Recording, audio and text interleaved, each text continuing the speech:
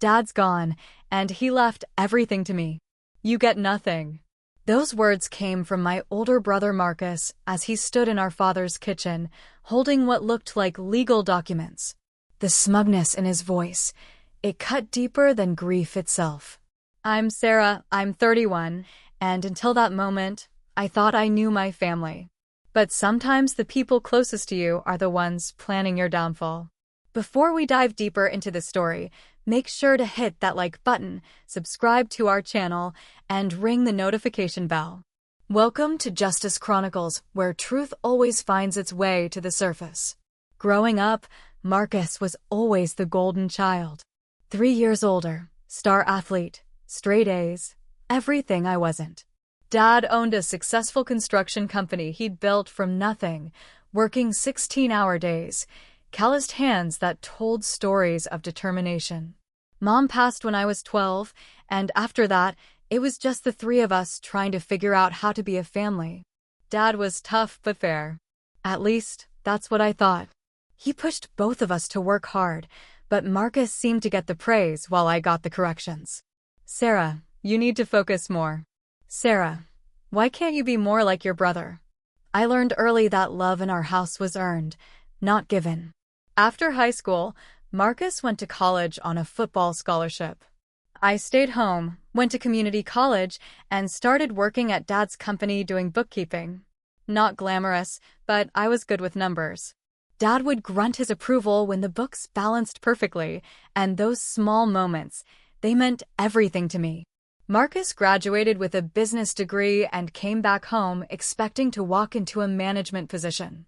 But something interesting happened. Dad had been watching. He'd seen me working late, fixing other people's mistakes, keeping the business running smooth. Sarah knows this company better than anyone, Dad told Marcus one evening over dinner. She's earned her place here. I'll never forget the look on Marcus's face. Pure shock, like he couldn't believe his little sister had actually accomplished something without his permission. For the next 8 years, I practically lived at that office. I knew every client, every contractor, every supplier. When Dad started slowing down, battling the heart problems that would eventually take him, I stepped up. Marcus worked there too, but he was always looking for shortcuts, always trying to delegate his responsibilities to others. Dad's getting old, Marcus would say during our weekly family dinners. We need to start thinking about succession planning. The way he said we always bothered me. Like he was already making decisions for both of us. Dad's health declined rapidly that last year. I spent most evenings at the hospital while Marcus would show up for visiting hours, stay 20 minutes, then leave for drinks with his friends. You don't have to carry this alone, Dad whispered to me one evening, his voice weak but his eyes still sharp. I've made arrangements. Everything's going to be okay. I thought he meant the company would be protected. I thought he meant I'd be protected. 3 days after the funeral, we met at Dad's house to discuss his will. Marcus had called the meeting, said he'd already spoken with Dad's lawyer. I should have known something was wrong when the lawyer wasn't there. Here's the situation, Sarah, Marcus began, spreading papers across the kitchen table like he was presenting a business proposal. Dad's will is pretty straightforward. The house, the business, the investment accounts, it all comes to me as the eldest son. You get some personal items, maybe Mom's jewelry. The room started spinning. That can't be right. Dad would never. Look, I know this is hard to accept, Marcus continued, his voice taking on that patronizing tone he'd perfected over the years. But Dad was old school. He believed in traditional inheritance practices. Firstborn son carries on the family legacy. I stared at the documents he'd pushed toward me. Legal-looking papers with official letterhead, but something felt off. The language was too simple, too clean. Dad's real lawyer was meticulous, every document thick with clauses and subclauses. I want to see the actual will, I said quietly. Marcus's jaw tightened. This is the actual will, Sarah. I know it's not what you wanted to hear, but it's reality. Dad made his choice. Then why isn't Mr. Peterson here? Why are we doing this in the kitchen instead of his office? Because I'm trying to make this easy for you, Marcus snapped. Look, I'm not heartless. I'll let you stay in your apartment for a few more months, help you find something else. But the business, that's mine now. You can't work there anymore.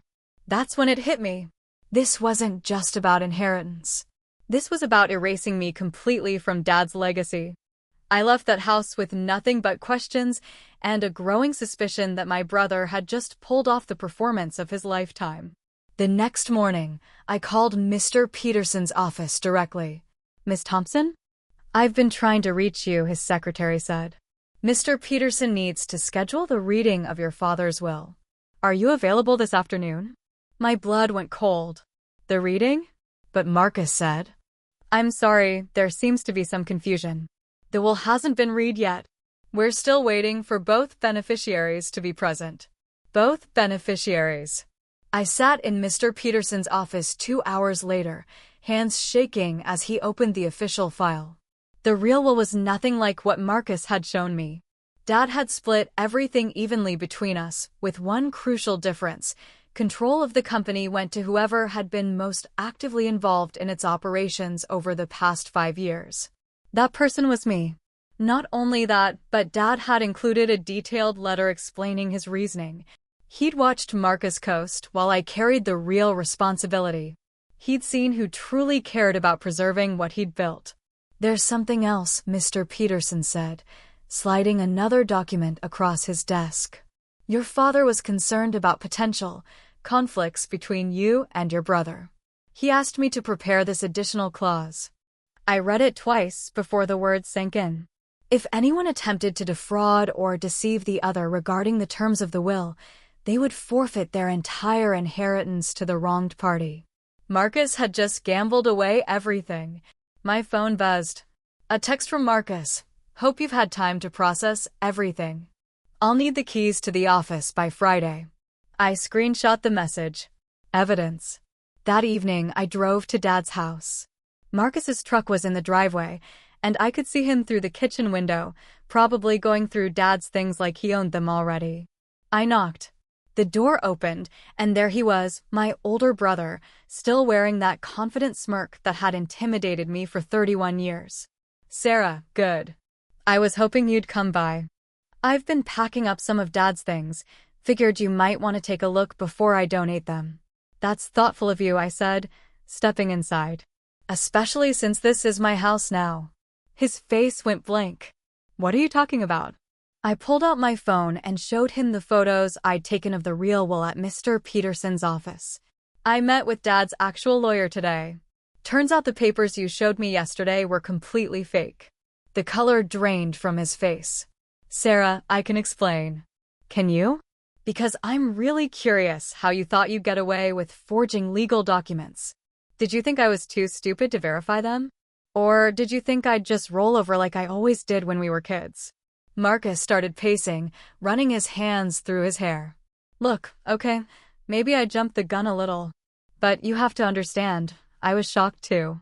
Dad always said the business would go to his son. His child, I corrected. And he left it to the child who actually worked for it. You don't understand the pressure I was under, Marcus continued, his voice getting desperate. Stephanie's been talking about having kids. I need to buy a bigger house. I've got student loans. So you decided to steal my inheritance to solve your financial problems? I wasn't stealing. I was redistributing. Look, you're single. You don't have the same expenses I do. You could get by on less. The audacity was breathtaking. Even caught red-handed, Marcus was trying to justify why he deserved Dad's legacy more than I did. Here's what's going to happen, I said, pulling out the printed copy of the forfeiture clause. You tried to defraud me regarding the terms of Dad's will. According to this clause that Dad specifically included, that means you forfeit your entire inheritance. Marcus grabbed the paper, his eyes scanning frantically. This can't be legal. People can't just lose their inheritance because of a mistake. A mistake? Marcus, you created fake documents. You lied to my face. You tried to steal everything Dad worked for and leave me with nothing. That's not a mistake, that's fraud. He sank into Dad's old recliner, the same chair where Dad used to sit when he was disappointed in us. Sarah, please. I'm your brother. We can work something out. You're right, we can work something out, I said. You can confess to Mr. Peterson exactly what you did, apologize, and maybe I'll consider letting you keep Mom's jewelry. You can't do this to me. I won't let you. You already did it to yourself. The next few weeks were a whirlwind of legal meetings and paperwork.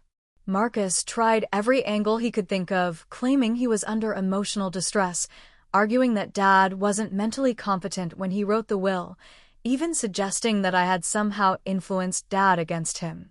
But the evidence was clear. The fake documents he'd shown me had his fingerprints all over them, literally. He'd used his home computer to create them, and his internet history showed searches for how to write a will and legal document templates. The kicker? He'd printed them at a local copy shop, and their security cameras had captured the whole thing. Mr. Peterson shook his head as he reviewed the final paperwork. In 30 years of practice, I've never seen someone sabotage themselves so thoroughly. Your father was a wise man to include that forfeiture clause. Did he really think Marcus would try something like this? Your father understood people, Sarah. He spent his whole life reading contractors, clients, employees. He knew how to spot someone who'd cut corners when things got tough. 6 months later, I was running Thompson Construction as the sole owner. Marcus had moved to another state, apparently too embarrassed to stay in town where everyone knew what he'd done. I heard through mutual friends that he and Stephanie had broken up, though I never got the full story. The business was thriving. Turns out, when you don't have someone constantly undermining your decisions and questioning your authority, it's amazing how much you can accomplish. I hired 2 new project managers and expanded into residential renovations. Within a year, we doubled our revenue. But the real victory wasn't financial. It was finally understanding my own worth. Dad's house felt different now that it was truly mine. I kept his office exactly the way he'd left it, but I made the living room warmer, more welcoming. I hung pictures of Mom that had been stored in boxes for years. One evening, as I was going through Dad's desk, I found an envelope with my name on it, tucked away in a secret compartment I'd never noticed. Inside was a letter dated just 2 weeks before Dad's death. Sarah, if you're reading this, it means the will has been read and you're probably dealing with Marcus's reaction. I want you to know that leaving you the business wasn't a consolation prize or a way to be fair. It was recognition of who you really are. You think I didn't notice all those late nights you stayed to fix other people's mistakes. You think I didn't see how you handled difficult clients with patience I never had. You think I didn't appreciate how you stepped up when I got sick, never complaining, never asking for recognition. I saw it all. Marcus is my son and I love him, but he's always looked for the easy path. You've always been willing to do the hard work, even when no one was watching. That's the kind of person who builds something lasting. The forfeiture clause wasn't meant to be cruel. It was meant to protect you from someone who might try to take advantage of your generous nature. You've spent your whole life putting family first, sometimes to your own detriment. It's time for you to put yourself first. I'm proud of the woman you've become, and I know your mother would be too. Build something amazing, Sarah. You've got everything it takes. Love, Dad. I cried reading that letter. Not from sadness, but from relief. After 31 years of wondering if I was enough, I finally had my answer. These days, Thompson Construction employs 43 people. We're known for quality work and fair dealing, just like Dad taught me. I've got a house I love, work that challenges me, and for the first time in my life, I wake up every morning knowing I earned my place in the world. Marcus sent me a Christmas card last year. No return address. Just his signature and a brief note. Hope you're doing well. I didn't respond. Some bridges, once burned, are better left as ash. I think about Dad's letter often, especially the part about putting myself first. It wasn't selfishness he was encouraging, it was self-respect. Understanding that you can't build anything lasting on a foundation of other people's approval. The business Dad built was impressive, but what I'm building now, it's mine. Every decision, every success, every challenge, it all belongs to me in a way that nothing ever had before. Sometimes people ask if I ever regret what happened with Marcus, if I wish things had turned out differently. The truth is, Marcus showed me exactly who he was when he thought he could get away with it. And sometimes, the greatest gift someone can give you is their honesty, even when they don't mean to. Looking back, I realized Dad's real inheritance wasn't the money or the business. It was the lesson that your worth isn't determined by what others think you deserve. It's determined by what you're willing to fight for. And I was finally ready to fight for myself. Thank you for listening to my story. I'd love to know what you think. Have you ever discovered something about a family member that completely changed how you saw them? Share your thoughts in the comments below. And if this story resonated with you, please subscribe to our channel and hit that notification bell. Your support means everything. Remember, sometimes the people who try to diminish you are just revealing their own limitations. Don't let their small thinking make you smaller. Build something bigger than their doubts. Until next time, this is Justice Chronicles, where every story has a lesson worth learning.